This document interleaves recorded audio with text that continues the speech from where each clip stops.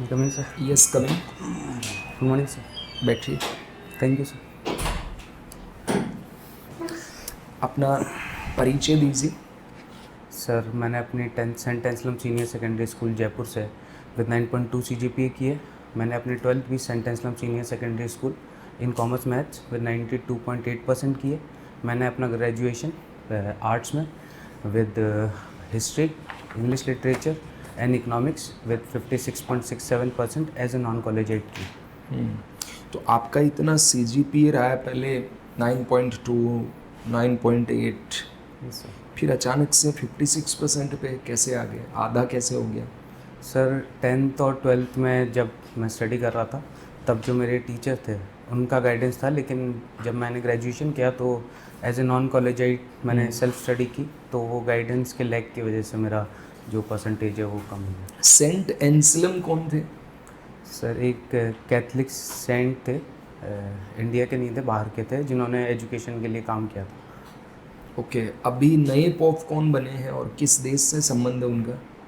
Sir sorry उनका नाम ध्यान नहीं है, बट वो वेटिकन सिटी में बने हैं। वेटिकन सिटी में तो पोप बैठते हैं, मतलब उनका Yes, sir. स्थान है वो।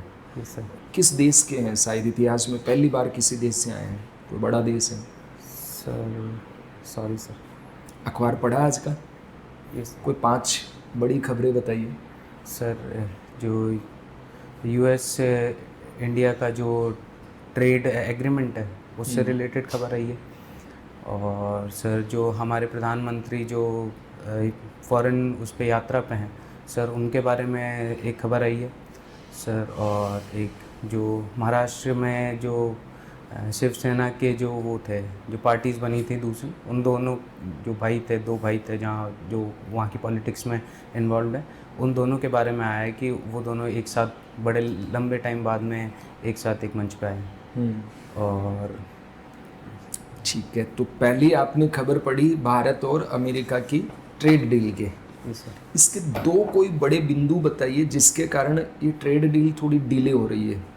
सर एक तो जो अमेरिका है, USA एक जो भारत की ओर से और एक अमेरिका की तरफ से। ये सर जो अमेरिका है उनकी तरफ से जो वो जो जिन जिन सेक्टर्स में छूट चाहते हैं वो सर एग्रीकल्चर सेक्टर है, ऑटोमोबाइल है और डेयरी इंडस्ट्री है, जो इंडिया के जो इकोनॉमिक पर्सपेक्टिव है उसके हिसाब से क्रिटिकल है, क्योंकि हमारे जो फार्मर्स हैं उनकी इनकम उन पर डिपेंडेंट है।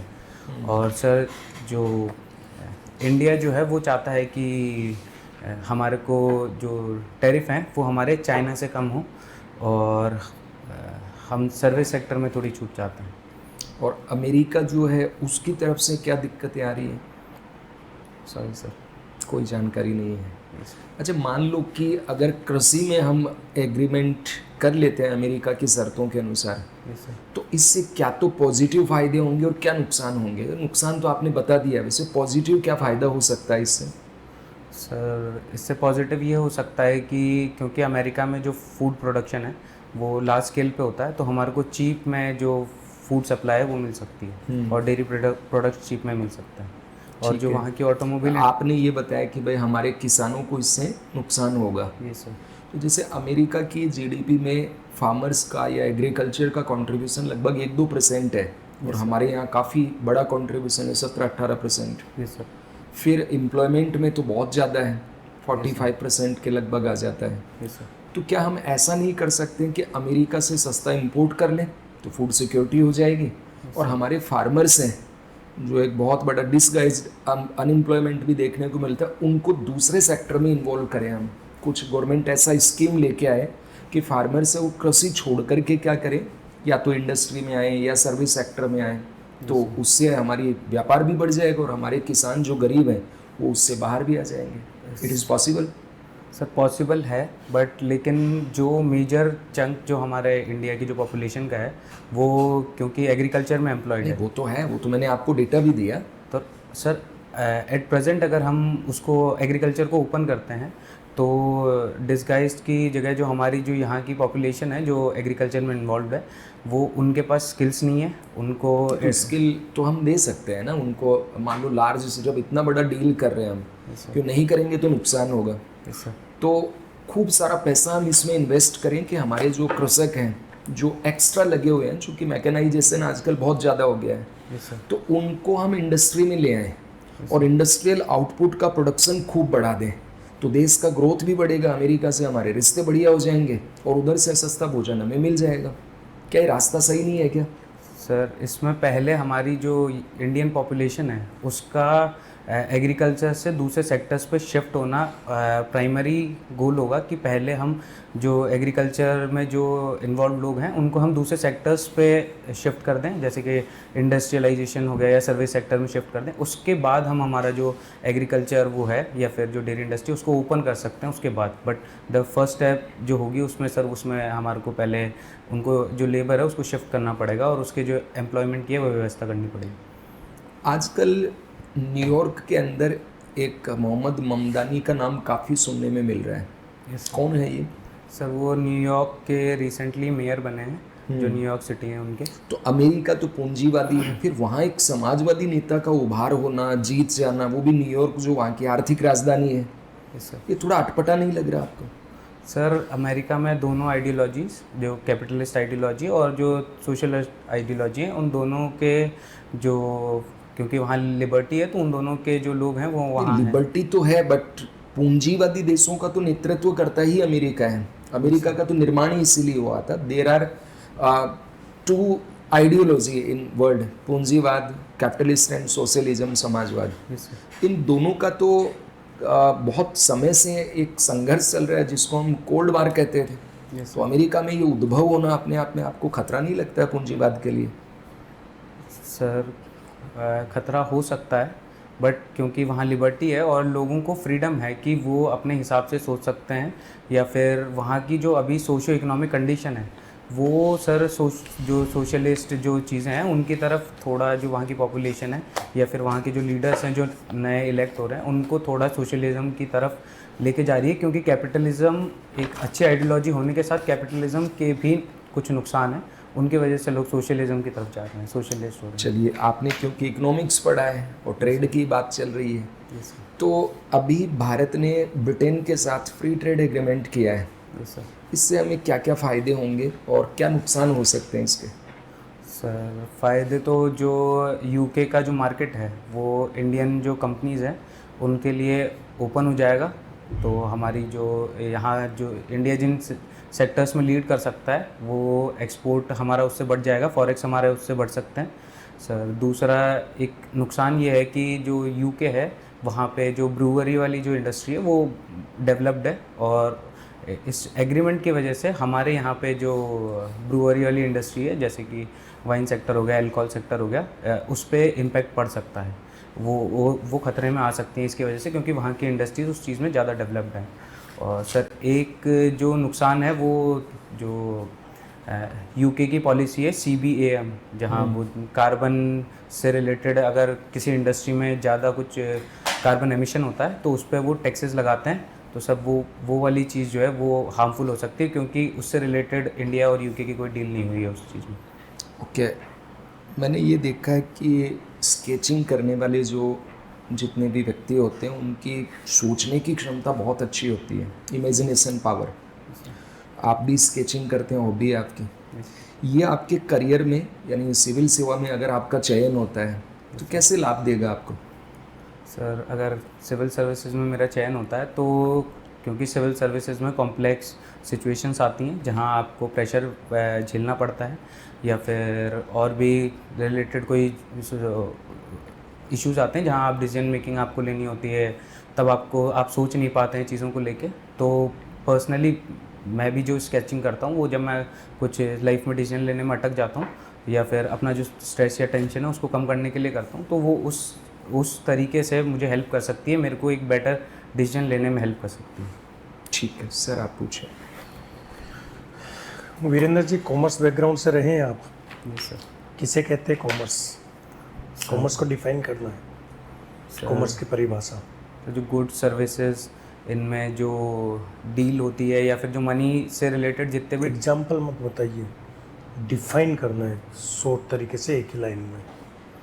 सर जो मनी रिलेटेड जो ट्रांजैक्शंस होती हैं वो, और जो, हाँ बोलो। सर उनसे रिलेटेड ट्रांजैक्शन का जो रिकॉर्ड होता है वो, उसको तो अकाउंटिंग कहते हैं। उसको अकाउंटिंग कहते हैं। व्यापार और व्यापार के सहायक क्रियाएं, trade and subsidiary activities of trade is collectively denote by the name of commerce. उनको सामूहिक रूप से क्या कहते हैं? वाणिज्य कहते हैं। चलो, एक बिजनेस है, ट्रेड है, इंडस्ट्री है, खासकर बिजनेस और ट्रेड हो गया, इन दोनों में क्या डिफरेंस है? सर ट्रेड में खरीद और बिक्री होती है, और सर बिजनेस में खरीद बिक्री के अलावा भी जो एक प्रोडक्ट को प्रोड्यूस करने में या सर्विसेज को प्रोवाइड करने में जो सर्विसेज आती हैं, वो सारी सर्विसेज बिजनेस में आती हैं। ठीक है। एक अभी आपने कहा कि फॉरेक्स बढ़ जाएगा, ईयू के साथ फ्री ट्रेड एग्रीमेंट हुआ तो फॉरेक्स बढ़ जाएगा। ये फॉरेक्स क्या है और फॉरेक्स के कितने एलिमेंट है, कौन कौन से हैं? सर कंपोनेंट क्या क्या है इसका? सर फॉरेक्स जो होता है वो फॉरेन करेंसी रिजर्व होता है, जहाँ जो इंटरनेशनल करेंसीज हैं जैसे कि डॉलर हो गया, येन हो गया, फॉरेन करेंसी रिजर्व होता है। Yes, वैसे इसका पूरा नाम क्या है फॉरेक्स का? फॉरेन करेंसी रिजर्व, ठीक है, फॉरेन बताइए। Exchange reserve. सर उसमें जो करेंसीज होती हैं या फिर जो आईएमएफ के द्वारा जो एसडीआरस होते हैं, वो सारी चीज़ें फॉरेक्स में आती हैं। और सर दो ही बताइए आपने। सर एक रिजर्व ट्रांच होता है आईएमएफ के द्वारा जो प्रोवाइड किया जाता है, 3 और हॉट करेंसीज होती हैं। Hot currencies. हॉट करेंसीज क्या होती है? हॉट करेंसी किसे कहते हैं? सर जो जिनका इंटरनेशनल मार्केट में, जिनकी लिक्विडिटी इंटरनेशनल मार्केट में ज़्यादा होती है। हॉट करेंसी और फॉरेन करेंसी। सर फॉरेक्स एक चौथा एक एलिमेंट और है, रिजर्व ट्रेंच बता रहे थे। ये आपका आईएमएफ में जितना कोटा निर्धारित हुआ है उसका कितना % रिजर्व ट्रेंच रखा जाता है? सॉरी सर, इस बारे में जानकारी 25% कुछ है ऐसा? सर मुझे जानकारी नहीं। एक गोल्ड भी फॉरेक्स रिजर्व का एक पार्ट होता है, मैं बता दूं आपको। फ्री ट्रेड एग्रीमेंट की बात काफ़ी चली। Yes, sir. Free trade agreement के जैसे और कितने इंटीग्रेशन हो सकते हैं? कौन कौन से होते हैं? सॉरी सर, इस बारे में जैसे इकोनॉमिक यूनियन हो गया, Yes, sir. जैसे बताइए, सॉरी सर। कस्टम मार्केट हो गया, जैसे प्रेफरेंस ट्रेड एग्रीमेंट हो गया, इस तरह का कुछ है? कुछ पढ़ा है आपने? इकोनॉमी पढ़ी है ना, कॉमर्स पढ़ी है आपने तो। ठीक है, बिल्कुल बेसिक सा पूछ रहा हूँ। मांग और मांग मात्रा, इन दोनों में परिवर्तन, मांग में परिवर्तन और मांग मात्रा में परिवर्तन। सर सॉरी, मैं समझा नहीं। एक तो होता है मांग में वृद्धि कमी, Yes, sir. एक होते हैं मांग मात्रा में वृद्धि कमी। बिल्कुल जीरो वाली चीज़ पूछ रहा हूँ। सर डिमांड तो जो प्रोडक्ट है उसकी जो प्राइजेज में या फिर उसकी कितनी मार्केट में डिमांड है, वो तो मांग हो गई। और सर कितनी जो अमाउंट ऑफ क्वांटिटी कितनी डिमांडेड है, जहाँ पे सप्लाई मैच करेगी वो। मांग में परिवर्तन और मांग मात्रा में परिवर्तन, मतलब मांग में वृद्धि कमी और मांग मात्रा में वृद्धि कमी, इनके पीछे रीजंस को लेकर डिफरेंस है, वो बता दूं, मैं हिंट दे दूं। अब बताइए। Sorry sir. कोई बात नहीं। बजट पेश करना किसे कहते हैं, डेफिनेशन बता दो। बजट पेश करना सर जो एनुअल फाइनेंशियल स्टेटमेंट्स जो होते हैं, जो फाइनेंस केवल एनुअल फाइनेंशियल स्टेटमेंट? सर उसके अलावा जो करंट अकाउंट होता है, करंट अकाउंट? सॉरी जो सर नाम भूल गया मैं। बताइए, याद करिए।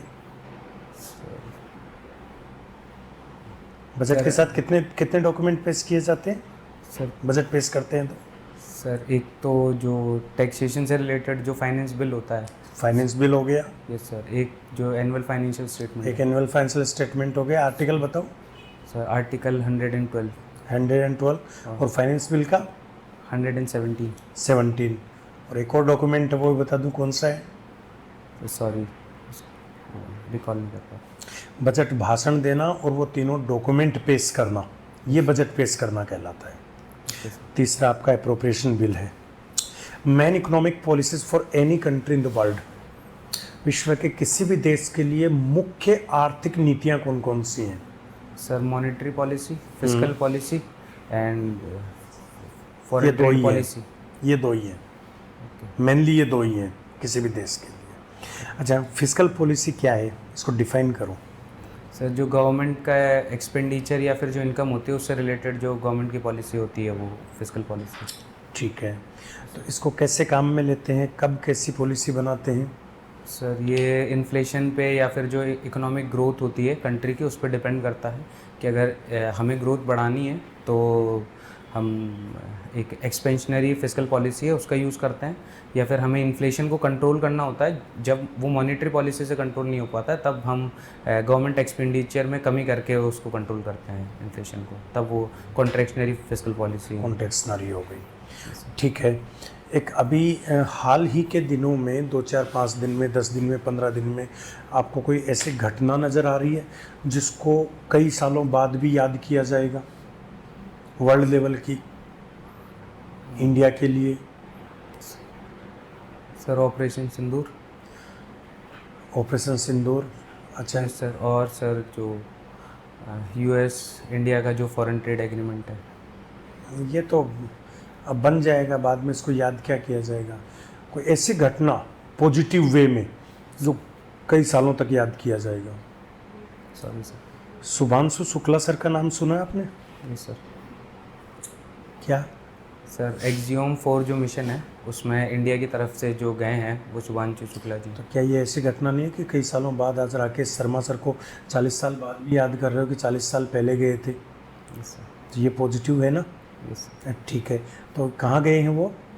सर वो Shubhanshu Shukla sir? International space station पे गए हैं। तो इंटरनेशनल स्पेस सेंटर के बारे में आप बता दीजिए, स्थापना किसने करी, कब स्थापना हुई, कहाँ स्थापित है?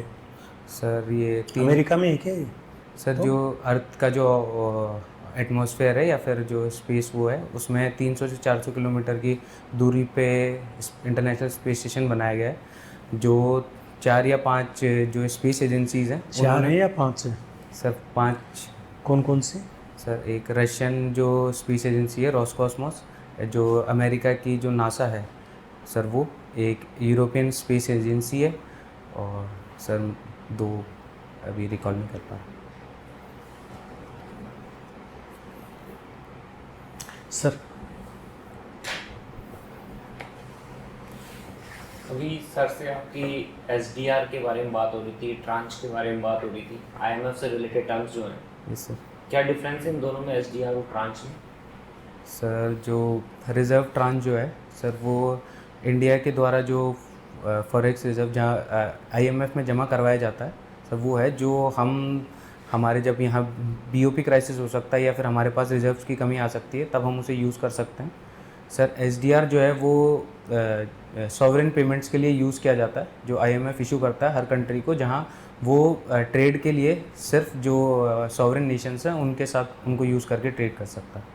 ट्रांच कितने टाइप की होती है? Sorry sir. 1 2 3 4 सुना ना? चलो कोई नहीं, आगे बढ़ते। स्पेस की बातचीत चल रही थी अभी, यस सर। किसे कहते हैं स्पेस? सर एक खाली जो जगह होती है उसे स्पेस कहा जाता है। जो खाली जगह तो आप और हम बैठे हैं तो ये हवा में खाली खाली है, आपके सिर के ऊपर खाली है, जब तक दीवार नहीं आती, तो ये भी स्पेस हो गया। सर एक तरीके से ये भी स्पेस तो है। तो फिर यही लगा देते इंटरनेशनल स्पेस स्टेशन को, वहाँ 300-400 किलोमीटर ऊपर जाने की जरूरत थी। सर जो अर्थ का एटमॉस्फेयर है उसके बाहर जो जहाँ एटमॉस्फेयर नहीं है या फिर जहाँ ग्रेविटी नहीं है सर, वो बेसिकली स्पेस है। एटमॉस्फेयर केवल यहीं तक है? हैं? केवल 300 किलोमीटर तक ही एटमॉस्फेयर है? नो सर, एटमॉस्फेयर तो आप तो कह रहे हो एटमॉस्फेयर के बाहर लगाए। सर जहाँ अर्थ की ग्रेविटी का जो इम्पैक्ट है वो कम होगा। चलो कोई बात नहीं। आपका तो इंग्लिश लिटरेचर सब्जेक्ट रहा है, यस सर। और यूजी में भी आप पास हुए हैं, संभवतः पढ़ते ही होंगे, यस सर। तो फिर ये इंग्लिश आपकी वीकनेस कैसे रही?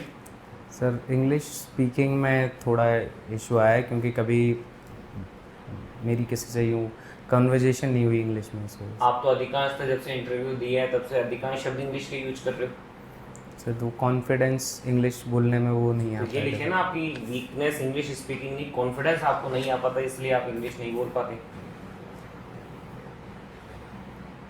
सर इन जनरल वैसे कॉन्फिडेंस के लैक की वजह से नहीं, बट क्योंकि मैंने जो मेरे आसपास लोग हैं उनसे कभी कन्वर्जेशन नहीं हुआ इंग्लिश में, या फिर मेरे जो फ्रेंड्स हैं सारे सब हिंदी बोलते हैं या फिर हिंदी में कन्वर्स करते हैं, तो इस वजह से कभी उसमें ट्राई नहीं किया, या फिर किया तो हो नहीं पाई किसी आप जयपुर से हैं? Yes sir. ऐसे 3 प्रसिद्ध त्योहारों के नाम बताओ जिसके लिए जयपुर पूरे राजस्थान में प्रसिद्ध है। सर गणगौर फेस्टिवल जो होता है वो, एक तीज फेस्टिवल होता है सर वो, और एक जो मकर संक्रांति है वो। तो मकर संक्रांति तो जो होती है वो 22 दिसंबर को होती है, हम 14 जनवरी को मनाते हैं। सर ज्योग्राफिकली तो मकर संक्रांति 22 दिसंबर को होती है ना, हम 14 जनवरी को क्यों मनाते हैं? ऐसे डेट क्यों डिसाइड करते हैं उसकी 14 तारीख की? सर सॉरी, इस बारे में जानकारी नहीं 22 दिसंबर की तो मकर संक्रांति जानते हैं, है। No sir sorry winter solstice जिसको कहते हैं। सर, मुझे जानकारी नहीं है। ज्योग्राफी नहीं पढ़ी? सर पढ़ी। चलो कोई बात नहीं। आप बताएं, आप स्केचिंग करते हैं? जी सर। ठीक। अभी मैं आपको अगर 2 मिनट का समय दूं और आपको कहूँ स्केच बना दो, तो बताओ हम तीनों में से किसका बनाना चाहेंगे? सर मैं बेसिकली बाइक या जो कार्स होती हैं वो बेसिकली ड्रॉ करता हूँ, लेकिन मैंने ये नहीं पूछा आप क्या ड्रॉ करते हैं, मैंने पूछा हम तीनों में से अगर आपको मौका मिल दे हम, तो आप तीनों में से सबसे पहले किसका स्केच बना देंगे और बनाना चाहेंगे? सर आपका बना देंगे। मेरा क्यों? चेयरपर्सन साहब का बनाओ भाई, नंबर लेने इनसे। सर आपने पूछा है तो आपका बना देंगे। अच्छा चलो कोई बात नहीं, Yes, sir. आप रिलैक्स रहें, है ना, और ठीक जवाब दे रहे हैं, थोड़ा कॉन्फिडेंट रहें। अच्छा ये बताओ, ये स्केचिंग और ड्राइंग, इन दोनों में क्या डिफरेंस है? सर स्केचिंग में जो पहले आउटलाइन बनाई जाती है या फिर उसमें डिटेल्स की कमी होती है, बट जो ड्राइंग होती है उसमें डिटेल्स ज़्यादा होती हैं। आपको एक डिफाइंड स्ट्रक्चर उसमें बनाना पड़ता है। स्केचिंग में एज सच कोई वो कमियां नहीं है या फिर रोक नहीं है स्केचिंग में। अच्छा आपकी एक और हॉबी है, माइथोलॉजिकल बुक्स आप पढ़ते हैं। Yes sir. कोई भी एक ऐसे माइथोलॉजी का एग्जाम्पल आप दे दीजिए जिसने आपके जीवन को बदलने का काम किया हो, मतलब जिसे पढ़ के आपको लगा हो यार ये तो बहुत सीखने की बात है, और संभवतः सीखा भी होगा आपने, हॉबी तो चीज़ें सिखाती भी है और बुक पढ़ना तो हमेशा सिखाती है। Yes sir. तो उस माइथोलॉजी को आप हमें एक्सप्लेन करें जिसने आपकी ज़िंदगी बदल दी और कैसे बदली। सर मैंने जो अमीश हैं उनकी इमोर्टल्स ऑफ मिलोआ जो शिवा ट्रिलॉजी है वो मैंने पढ़ी थी। तो सर वो पढ़ी तो जो हमारे हिंदू जो माइथोलॉजी है उसमें एक जो लॉजिक होता है कि हमें जिस हिसाब से कहानियाँ सुनाई जाती हैं थोड़ी मिथिकल लगती हैं, रियल नहीं लगती हैं, बट उससे जो उन्होंने जो ह्यूमनाइजेशन किया है वो मुझे अच्छा लगा, और उसकी वजह से जो मेरा रिलीजन में बिलीफ था, गॉड में बिलीफ था, या फिर जो स्पिरिचुअलिटी या फिर गॉड से रिलेटेड जो मेरे कॉन्सेप्ट्स थे वो उन्होंने मेरी लाइफ में इम्पैक्ट किया और वो मेरे चेंज हो गए पहले से। वो तो अपन गीता महाभारत ये पढ़ते तो भी आ जाता, रामायण पढ़ते तो भी आ जाता, पर्टिकुलरली उन्होंने क्या चेंज किया? तो वो जो ह्यूमनाइजेशन वाला है वो सब पढ़ने से पहले मैं थोड़ा जो गॉड को या फिर भगवान को जो देखता था वो अलग नज़रिए से देखता था। वो सब पढ़ने के बाद मेरा गॉड की तरफ जो नज़रिया है पहले वो किस चेंज। नज़रिए से देखते थे और अब क्या बदला? बस एक एग्जांपल दे दो। सर फॉर एग्ज़ाम्पल पहले जो जैसे हनुमान जी हो गए या फिर शिव जी हो गए, तो पर्टिकुलरली ऐसा था कि कोई एक पर्टिकुलर मंदिर इम्पॉर्टेंट हो गया, या फिर शिव जी का कोई एक पर्टिकुलर जो प्लेस है, उन दोनों की अलग अलग सिग्निफिकेंस थी, वो मेरे लिए इम्पॉर्टेंट थे। लेकिन उसके बाद मुझे ये समझ आया कि इफ़ देयर इज़ गॉड, जो अगर भगवान है तो वो एक जो ये पूरा यूनिवर्स है उसको चला रहे हैं, और एज सच पर्टिकुलर कोई रिलीजन वो उसको डिफाइन नहीं कर सकता या फिर वो हमें गॉड तक पहुंचने से रोक नहीं सकता। चलो आप तो माइथोलॉजी और फिक्शंस पे बिलीव करते हैं, पढ़ते भी हैं, यस सर। तो अभी तक तो कोई गॉड का एग्जिस्टेंस प्रूव कर नहीं पाया, यस सर। फिर भी थोड़ा सा आप आपको कॉमन सेंस लगा कि या फिक्शन ही मान लीजिए, Yes, खैर ईश्वर तो आस्था और विश्वास का विषय है, उस पर तो कभी संदेह हो ही नहीं सकता, लेकिन just for sake of curiosity और फिक्शन मान लेते हैं इस सवाल को भी। Yes sir. तो आप ये बताएं कि अगर कहीं गॉड का एग्जिस्टेंस है तो आपको पूरे यूनिवर्स में ऐसा कौन सा क्लू है जो ये एक माइंड में लाता है कि यार अगर वास्तव में भगवान है तो ऐसी जगह होगा जहाँ साइंस नहीं पहुंच पाई, जिसमें माइथोलॉजी भी आ गया, फिक्शन भी आ गया, इन सब को रिलेट करके सोचिए वो कौन सी जगह हो सकती है जहाँ वास्तव में ईश्वर हो। जो अपन कहते हैं ना माइथोलॉजिकल बुक्स पढ़ी हुई, अगर आप कह रहे हैं ऐसा है गॉड, तो क्षीर सागर, कोई स्वर्ग जैसी चीज जो साइंस के लिए रहस्य है, हिंट देता हूँ। फिक्शन पढ़ते तो फिक्शन सवाल भी तो हो सकते हैं। Yes sir. मेरे सवाल है तो फिक्शन ही, लेकिन फिर भी एक थोड़ा और गैस करो। सर जो पोस्ट एग्जिस्टेंस है, एक आदमी के मृत्यु के बाद जो एग्जिस्टेंस मतलब यूनिवर्स में कहाँ हो सकती है वो, मतलब कहते हैं ना आत्मा अमर होती है कहीं जाती है, वो कहाँ जाती होगी, और गॉड नाम की चीज़ होगी तो कहाँ हो सकता है? सर जो स्पेस वाला जो कॉन्सेप्ट है उसमें जो उसमें कहाँ? डार्क मैटर जो है जिसकी हम बात एग्जैक्टली करते राइट, हैं। Black hole, yes sir. मतलब एग्जैक्टली राइट, फिक्शन सेंस में, मतलब Yes, बाकी तो हरि का अनंत, हरि कथा अनंता, है ना? ठीक है। अभी सर बात कर रहे थे लिबरलिज्म, कैपिटलिज्म, इसके बारे में, और आपका तो सब्जेक्ट भी रहा इकोनॉमिक्स, उदारवाद, पूंजीवाद। ऐसा अमेरिका और यूरोप में क्या हुआ कि वहाँ ये आइडियोलॉजी पैदा हुई और हिंदुस्तान में नहीं हुई, चीन में नहीं हुई? वहीं ऐसा क्या विशेष हुआ भाई? और अमेरिका और यूरोप दोनों जगह एक जैसा ही हुआ, जबकि दोनों के बीच में तो अटलांटिक महासागर है। उनकी वजह से जो कैपिटलिस्ट आइडियोलॉजी है वो वहाँ डेवलप हुई। और दूसरा जो कैपिटलिज्म के जो वो थे जिन्होंने कैपिटलिस्ट आइडियोलॉजी दी, एडम स्मिथ। नहीं, पर वर्ल्ड वार तो हाँ। बाद में हुआ, ये तो बहुत पहले आ गया था। बहुत पहले आ गया था। 1876 में द वेल्थ ऑफ नेशंस, और कार्ल मार्क्स तो एडम बहुत स्मिथ पहले का आ तो गया बहुत था। पहले कॉन्सेप्ट आ गया। तो सर जो एडम और स्मिथ थे कार्ल उन्होंने मार्क्स ने तो इसका रिएक्शन भी दे दिया था, जो मैं आगे ले जाता भाई, इसका रिएक्शन किसने किया?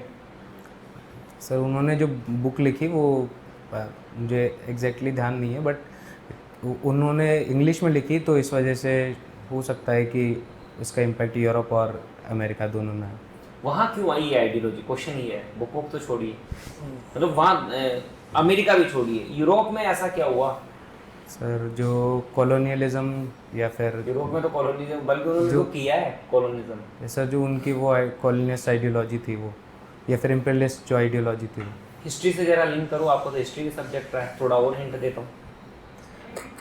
Sorry sir. लास्ट सवाल, Yes, sir. इन्फ्लेशन की बहुत बात कर रहे थे, क्या होती है इन्फ्लेशन? सर जो प्राइजेज है उनमें कंटिन्यूसली जो राइज आता है उसे इन्फ्लेशन कहा जाता है। प्राइजेज जो होती हैं गुड्स प्राइसेस में या एवरेज प्राइस लेवल में? सर जो गुड्स एंड ओवरऑल जो हमारे जो सिर्फ goods मार्केट है, गुड्स एंड सर्विसेज दोनों में जो कंटिन्यूसली राइज आता है प्राइजेज में, वो इन्फ्लेशन होता है। अच्छा, दो टाइप की इन्फ्लेशन की हम बात क्यों करते हैं, डिमांड पुल और पोस्ट पुश? यूँ ही कहते थे डिमांड पुल, पोस्ट पुल। ये पुल और पुश क्या मतलब एक जैसा ही नाम दे देते, या तो डिमांड पुल पोस्ट पुल कर लेते, या डिमांड पुश पोस्ट पुश कर लेते? सर क्योंकि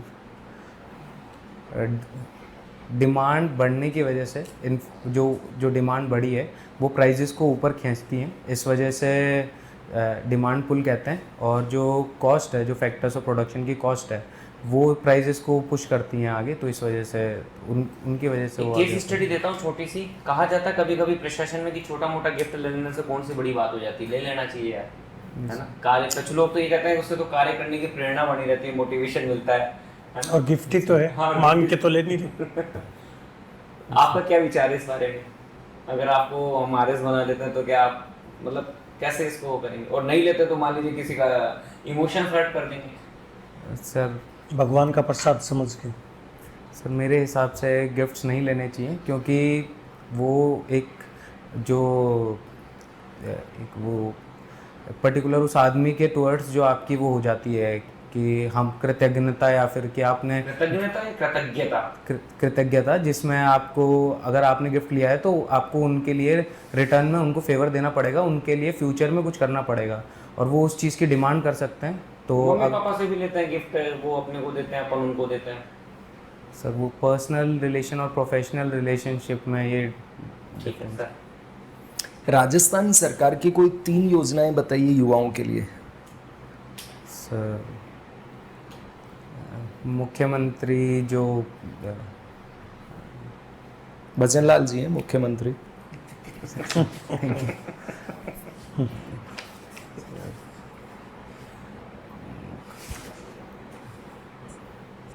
ठीक है, आपका साक्षात्कार हो गया, अब आप जा सकते हैं। Thank you sir.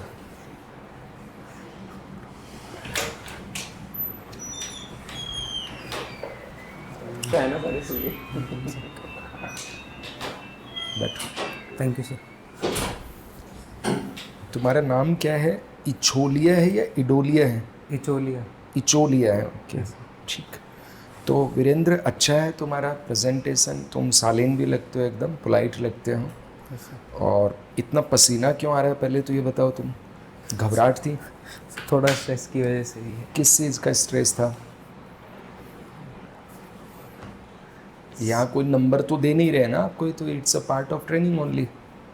तो यहाँ किस चीज़ का डर लग रहा था? इनके कोई सींग है, मेरे कोई दांत बाहर आ रहे हैं, ये मंगल ग्रह से आए हैं। स्माइल कहाँ थी आपके उस समय?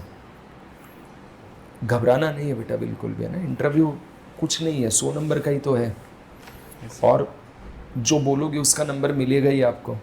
काट तो सकते नहीं है सामने वाले, हाँ, लेकिन अगर तुम घबराओगे तो वो तुम्हारे नंबर काट लेंगे। कॉन्फिडेंस से रहो, आराम से रहो। तुम अच्छे उत्तर दिए हो, मतलब तुम्हारे सब्जेक्ट का तुम्हें जानकारी अच्छी है, बहुत से प्रश्नों के बहुत अच्छे उत्तर दिए हैं।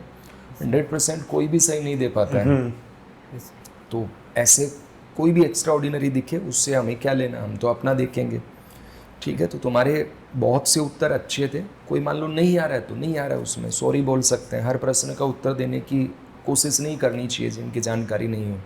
Okay sir. और जहाँ फंसने वाले हों तो उनमें थोड़ा सोच के विचार करके उत्तर दे दीजिए। थोड़ा पोज ले सकते हैं, थोड़ा बहुत हैंड मूवमेंट भी करना चाहिए उत्तर देते समय। रोबोटिक एक्सप्रेशन नहीं होना चाहिए हमेशा। सर फिर हाँ, हैंड मतलब मूवमेंट बाकी मैंने 1-2 जगह मॉक दिए तो उन्होंने फिर कहा कि आपका सिर्फ एक हाथ चलता है, दूसरा नहीं दोनों चला लो, अगर उन्होंने ऐसा कहा है तो। हैंड मूवमेंट तो दोनों से ही होता है। थोड़ा बहुत हल्का फुल्का हैंड मूवमेंट करना चाहिए, उससे स्ट्रेस रिलीज होता है, पसीना नहीं आएगा। बॉडी मूवमेंट करती रहती है ना हमारी, तो माइंड के अंदर क्या रहता है, जबरदस्ती रोकते हो ना हाथ को, तो फिर वो प्रॉपर मूवमेंट नहीं कर पाता। मूवमेंट तो हाथ को रोक नहीं सकते आप, रोक भी नहीं पा रहे थे, मैं देख रहा था। ये ज़बरदस्ती कर रहा था आपके साथ में, आपके ऊपर ज़बरदस्ती कर रहा था, मैं तो हिलूंगा। कभी फिर यूँ होता है कि अगर मैं कोई आंसर एक्सप्लेन कर रहा हूँ तो फिर वो हर आंसर में वो हाथ यही चलता बात मैं भी बोलने वाला था कि केवल एक हाथ ऐसे हिल रहा है, इट इज़ नॉट प्रॉपर। मैंने लिखा भी है इसमें। हैंड मूवमेंट करना चाहिए इंटरव्यू के दौरान। हम लोग रोबोट नहीं हैं, हम में और रोबोट में यही अंतर है। यूट्यूब के ऊपर क्या है कि बस सबको बिठा रखा है इस तरह से, तो इंटरव्यू में जाते ही बोलते हैं किस कोचिंग से सीखा है सब। Okay sir. ठीक है ना।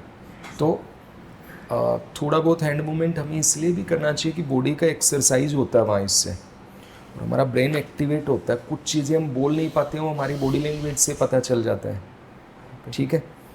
दूसरा, इकोनॉमिक्स से तुम हो तो इसको थोड़ा अच्छे से, जितने भी इकोनॉमिक सिनेरियो भी चल रहा है ना, चाहे ट्रेड डील है तो उसका थोड़ा देखो क्या है, ठीक है। फिर मान लो कि सर ने आपसे पूछा पॉलिसीज़ के ऊपर, ठीक है, सर ने भी आपसे इन्फ्लेशन पे पूछा, तो इसका मतलब कि इकोनॉमी तो ऐसा है कि आप आरएस बनने के बाद भी राज्य की इकोनॉमी को ही आगे लेके जाओगे। मेन काम यही है हमारा, हम बिजनेस ही तो कर रहे हैं आरएस बनने के बाद भी। तो कोई ना कोई कंपनी चला रहे हैं, चाहे मान लो अस्पताल चला रहे हो, चाहे कोई भी हो, तो कंपनी चलाने वाले ही हैं, डायरेक्टर ही तो हैं एक तरह से। तो इसलिए इकोनॉमिक्स और हिस्ट्री इनको थोड़ा अच्छे से देखें। और इंग्लिश लिटरेचर है तो इंग्लिश बोलने में, और तुम तो सेंट एंसलम में पढ़े हो तो इंग्लिश मीडियम ही है। और तुमने कहा कि कोई बोलने वाले, वहाँ तो सारी इंग्लिश में ही बात करेंगे। तो स्कूल में करते नहीं थे बच्चे। जितने भी इंग्लिश मीडियम बच्चे होते हैं मैक्सिमम इंग्लिश में स्कूल में ही कन्वर्सेशन करते हैं, बाकी तो हिंदी पे ही बात होती है। चाहे वो कलेक्टर का ही बेटा क्यों ना हो, वो भी आपस में राजस्थान में रह रहे हैं तो हिंदी या मारवाड़ी में ही बात होती है। तो ये एक्सक्यूज़ देना थोड़ा ठीक नहीं है इस तरह का, ठीक है। कमी ऐसी मत बताइए। बाकी ठीक है, थोड़ा और उत्साह चेहरे के ऊपर होना चाहिए। बहुत बड़ा दिन है हमारे लिए इंटरव्यू, तो बाकी ठीक है। सर आप लोग कुछ और बता दीजिए। थोड़ा सा जैसे अभी आप बैठे ना, बस ये फेस करो। Okay sir. और मतलब जो इंटरव्यू दे रहे थे उसमें और अभी जो बैठे उसमें एक ही शब्द दो, जमीन और आसमान का फर्क है। अगर ये वाली मुस्कुराहट थोड़ी सी और आ गई ना तो सच में ना आपको पसीने आएंगे ना आप स्ट्रेस फील करोगे, और बहुत लाइट रहता है। यहाँ तो फिर भी हम थोड़ी सी सर खिंचाई करते हैं, अपन लोग टाइट रखते हैं ताकि आप स्ट्रेस को कैसे हैंडल करते हैं वो आप। और यहाँ लेने क्या आ रहे हैं, ट्रेनिंग लेने तो आ रहे हैं। यहाँ कोई नंबर आपको देने वाला नहीं है, यहाँ किसी को मतलब मैं तो कम से कम ऐसा हूँ नहीं कि आपको आरएस बना दूंगा, है ना। तो वो ट्रेनिंग में भी क्यों, मतलब वो उसको सिचुएशन को हैंडल करना, दैट्स द इम्पोर्टेंट पॉइंट। और वो जो बस एक ही मेरा आपको सजेशन है वो ये है कि अभी वाला जो आपका पोस्चर और जो है ना, बस उसे आप बरकरार रखें। बाकी तो सर ने बोल दिया तो रिपीटेशन उचित नहीं होगा। बाकी मेरे क्वेश्चंस के आपने बहुत अच्छे आंसर दिए। माइथोलॉजी का रहा हो, चाहे एसडीआर और ट्रांच का रहा हो, सर मतलब कोशिश की टेक्निकली थोड़ा सा ट्रांच में आप फंसे, बाकी ठीक ठाक जवाब था। और चाहे वो ये वाला इशू रहा हो कि आप ड्राइंग और स्केचिंग में क्या करेंगे, है ना। और जब स्टैंड ले लिया सर आपका करूँगा तो कोई ना कोई जस्टिफाइड मतलब वो रखें। मैं कह रहा हूँ कि सर से नंबर, तो वो मतलब ऐसा नहीं हो कि थोड़ा चापलूसी टाइप का वहाँ फील नहीं हो, मतलब या आपसे बात कर रहे हैं तो आप ही को ऊपर कर दिया गया, मतलब तार्किक आधार पे हम बात करें, क्योंकि हम एक पब्लिक लाइफ तर्क और आर्गुमेंट पे चलती है। Okay sir. है ना सर?